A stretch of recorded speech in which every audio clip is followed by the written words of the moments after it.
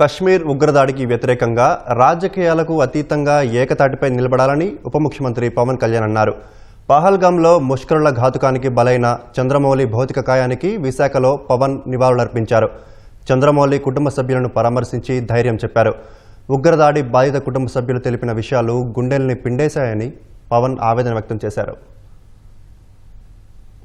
టెర్రరిజానికి మతం లేదు, ఇవన్నీ మాట్లాడచ్చు కానీ ఇప్పుడు కశ్మీర్ సంఘటనలో చాలా క్లియర్ కట్ గా హిందువుల్ని టార్గెట్ చేసి చంపారు. ద్వేషాలు పెంచడం ఇవన్నీ కాదు కానీ హిందువా నాన్ హిందువా కల్మా చదవమన్నారు. మాకు రానగానే కూర్చోబెట్టంటే ఎంత బాధాకరంగా అనిపించిందండి.